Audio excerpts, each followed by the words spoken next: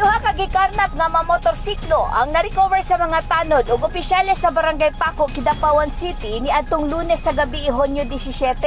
Ang usa ka motor gikarnap dool sa usa ka hospital dinhi sa Kidapawan City kay ang tag-iya nagbantay sa iyang amahan nga anaa sa ICU ug ang usa gi-report nga nakarnap samtang nakapark sa Alim Street. Sumala ni Lieutenant J. Sarda, ang Deputy Chief sa Kidapawan City PNP, na diskitahan sa mga nagroving nga mga membro sa tanod sa Barangay Paco bandang alas 3 kaganinang kadlawon nga adunay giabandona nga motor. Daling nag-alarma sa mga tanod si Barangay Chairman Edgar Lito Elardo. Gibantayan ni Kap ang motor samtang nagpadayon sa pagtuyok ang mga tanod ug nagpaabot sa pulis. Apan dunay niabot nga duha ka mga tawo nga puros nakamotor ug ila kining didudahan nga mo'y mokuha sa motor. Sa dihang gipangutana ni Kapitan Elardo kung taga-asa ang mga nangabot, kalit silang nagpasirit dagan sa motor ug ang usa ka motor nabiyaan kay nidagan ang rider. Gidala ang motor sa Kidapawan City PNP samtang anaa dito niabot usab ang usa ka biktima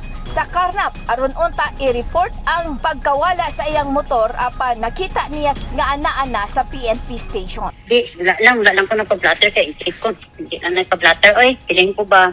Di karon nagtawa ko nag-text sa bata ko nga kung sara sa baring bangkol nyo, nawala ang motor ba? Amo to.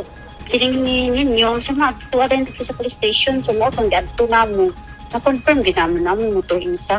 Kinahanglan magud nga kini yung problema to sa paggawa sa motor. Kini sa ingon nga primary concern sa PNP kundi sa ato ani nga tanan nga pan sa pagsulod nato ni kay tungod kay kami pag may mabalitaan ibato naman sa mga barangay official nga kung may mawala man diri sa poblasyon, at least ang mga barangay official pod maglihok pod sila para ma-intercept nila kung kaso mag-agi sila mga lugar. Nagatuo ang kapulisan nga mahimong magmalampuson ang operasyon sa pagtakgang sa susamang krimen kung walay mga barangay tanod o barangay opisyales. Panawagan naman sa PNP station na dapat ang atong mga motor i-secure gid nato nga nakapadlock siya or ibutag gid nato sa tong sulod sa tong panimalay.